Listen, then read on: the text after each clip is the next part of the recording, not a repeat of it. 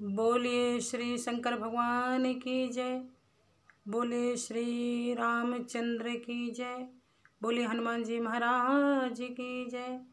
बोलिए कृष्ण भगवान की जय। जय जय श्री श्री सीताराम। गंगा तरंग रमणी जटा कलापम गौरी निरंतर विभूषित वाम भागम नारायणं प्रियमलङ्घ्रिमलापहारं वाराणसी पुरपतिं भज विश्वनाथं। नीलम्भुजश्यामलकोमलांगं सीतासमारोपितवान् भागं पाणौ महासायिकचारुचापं नमामि रामं रघुवंशनाथं।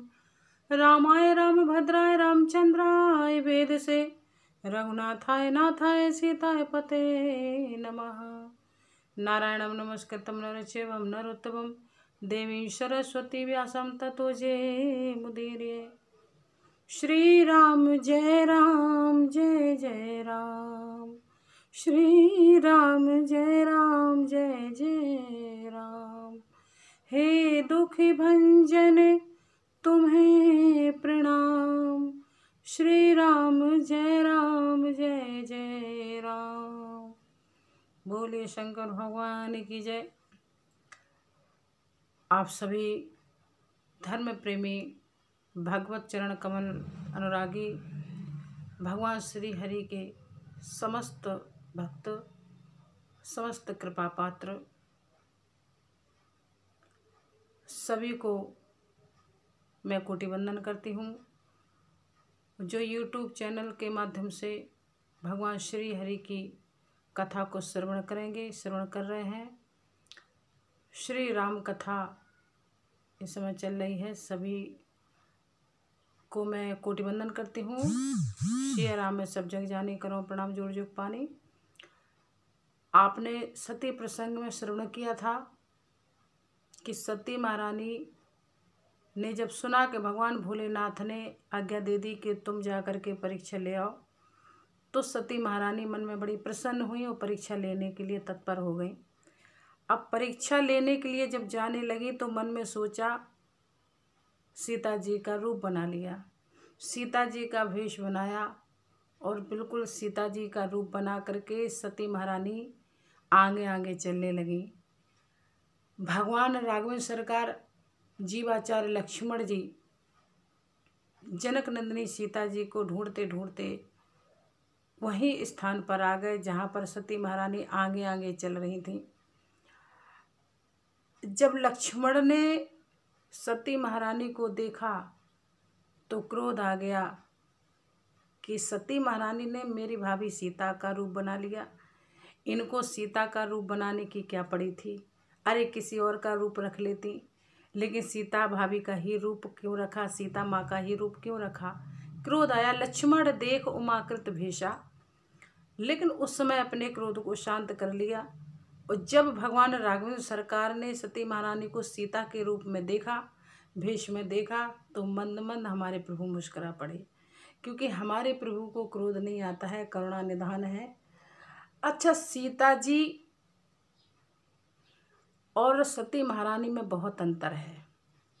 सीता जी हमेशा भगवान राघवेंद्र सरकार के बीच में ही चली, लक्ष्मण और राघवेंद्र सरकार के बीच में ही सीता जी चली, बल्कि कभी भी जगत जननी सीता मैया राम के आगे नहीं चली। क्योंकि रामचरितमानस में चौपाई आती है कि हमारी सीता मैया किस प्रकार से चलती थी।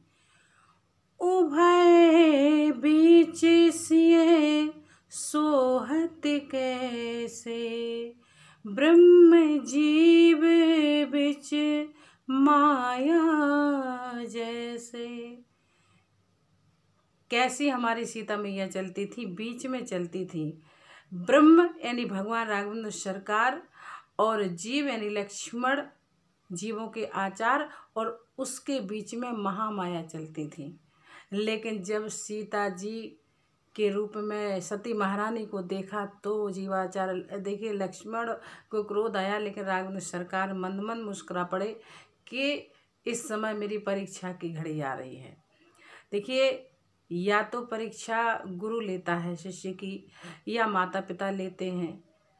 तो इस समय भगवान राम ने सोचा कि मैं छोटा सा बालक बन जाता हूँ, क्योंकि गुरु माता मेरी परीक्षा लेने के लिए आई हैं।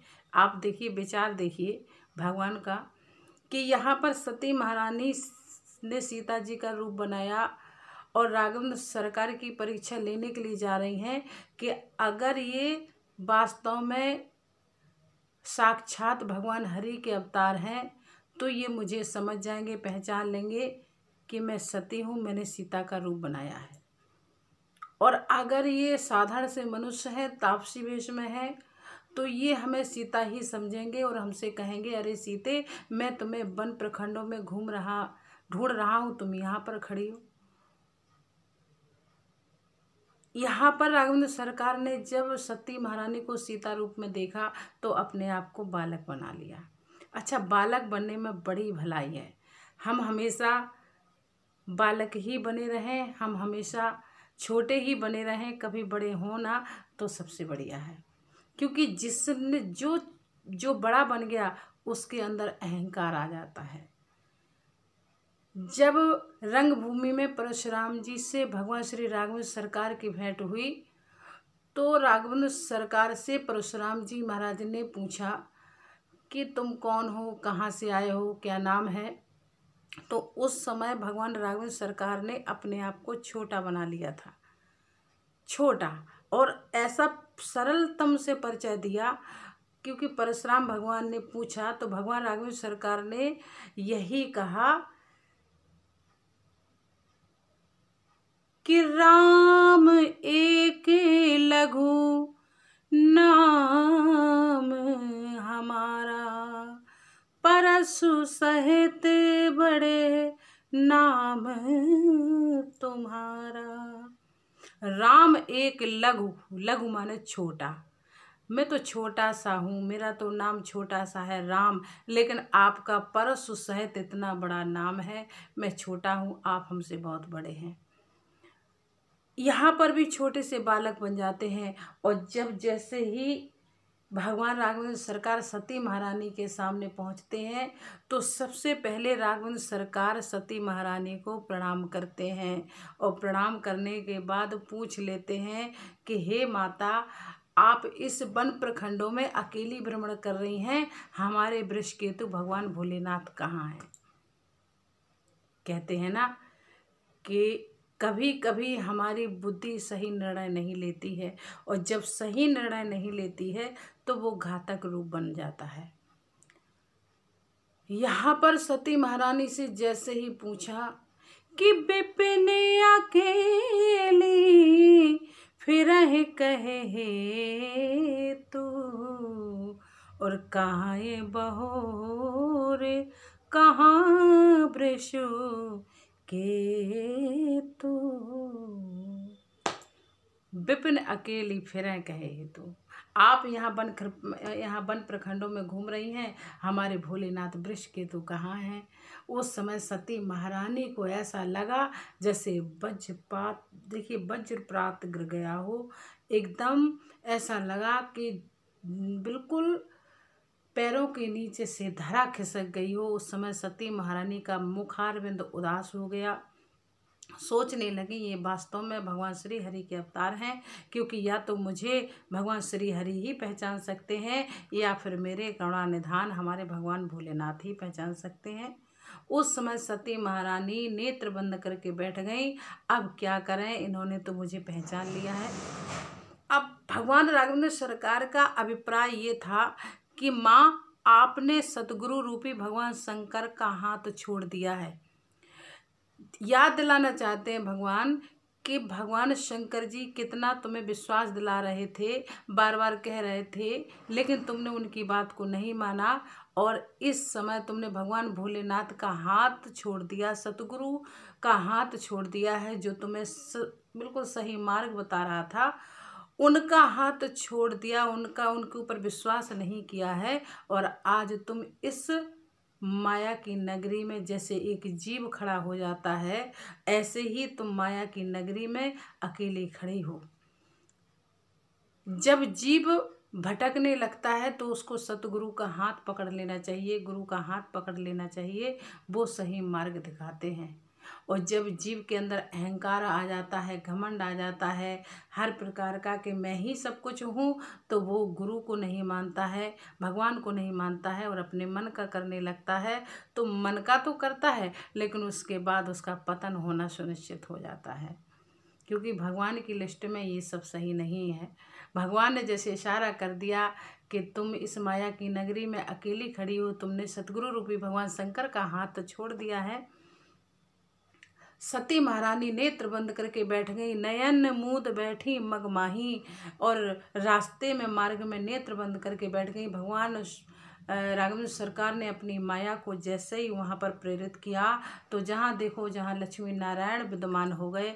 सती महारानी ने नेत्र बंद कर लिए और उसके बाद भगवान राम अंतर ध्यान हुए। उसके बाद जब सती महारानी धीरे धीरे जाने लगी भगवान भोलेनाथ के पास, और भगवान भोलेनाथ समझ गए, एक क्षण में समझ गए त्रिकालदर्शी, क्योंकि भगवान भोलेनाथ वो है जो सबके मन की समझ जाते हैं। भगवान भोलेनाथ ने जैसे ही समझा और उसके बाद नेत्र बंद भोले बाबा तो किए ही हैं, और जैसे ही सती महारानी वहाँ पर पहुँच जाती हैं, तो सती महारानी से भगवान भोलेनाथ ने सिर्फ इतना पूछा कि क्यों सती महारानी, क्यों देवी, कैसी हो, सब ठीक है, सब बढ़िया है, सब आनंद है, और कुछ नहीं पूछा। तो सती महारानी को ऐसा लगा जैसे मेरी चोरी कहीं मेरे भोले बाबा पकड़ ना ले, तो अनायास ही अपने आप ही मन से एकदम अपने आप ही वाणी से बोल दिया कि प्रभु मैंने कोई परीक्षा नहीं ली, जैसे आप प्रणाम करते हो मैंने वैसे ही जगदीश्वर को प्रणाम किया। कछु ना परीक्षा लीन गुसाई, कीन प्रणाम तुम्हारे ही नाई, कछु ना परीक्षा। कह दिया प्रभु मैंने कोई परीक्षा नहीं ली, जैसे आप प्रणाम करते हो मैंने वैसे ही प्रणाम किया। और इतना जैसे ही भगवान भोलेनाथ ने सुना तो समझ गए कि कितना झूठ बोल दिया, मुझसे झूठ बोल दिया। उस समय भगवान भोलेनाथ ने नेत्र बंद किए और उसी समय सती महारानी का परित्याग कर दिया। शिव संकल्प कीन मन माही।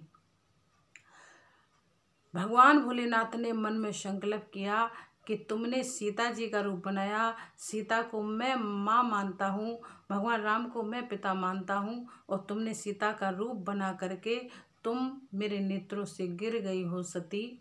और उसी समय संकल्प लिया तो देवताओं ने वर्षा की, पुष्पों की वर्षा की। जय हो भोले बाबा, जय दीननाथ, हे भोले भंडारी आपकी जय हो। लेकिन सती महारानी नहीं समझ पाई। और इसी के देखिए सती महारानी का प्रसंग बहुत अद्भुत है। सती महारानी का पूर्ण प्रसंग के बाद भगवान भोलेनाथ का विवाह है, उसके बाद सुंदर राम जन्म की कथा, अन्य बहुत सारी कथाएं, शिवपुराण की भी कुछ कथाएं। और आप लोग ऐसे ही बिल्कुल ये हमारे भक्ति रसधारा यूट्यूब चैनल से जुड़े रहें और सुंदर सुंदर कथाएं आप लोग श्रवण करें। इसी के साथ में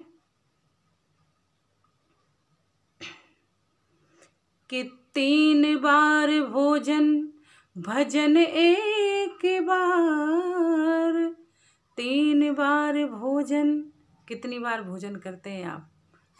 ये तो आप ही जानते होंगे, आप सब लोग के भोजन कितनी बार करते हैं। कि 3 बार भोजन भजन एक बार, उसमें भी झंझट है आते हजार।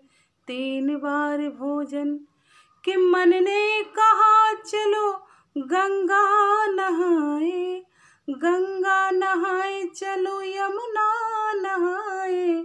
जाते जाते रास्ते में आ गया बुखार, उसमें भी झंझट है आते हजार।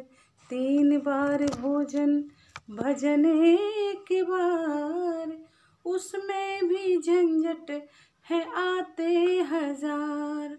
मन ने कहा चलो दान कर आए, दान कर आए, चलो पुण्य कर आए।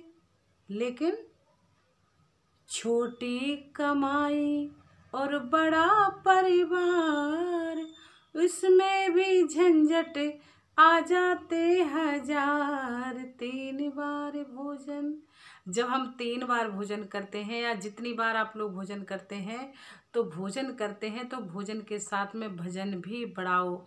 भजन इतना बढ़ाओ, भजन इतना बढ़ाओ कि सिर्फ हम कार्य करें और हमारे जीवा से भगवान का नाम ही सिर्फ मात्र लिपता रहे, तभी हमारा कल्याण है।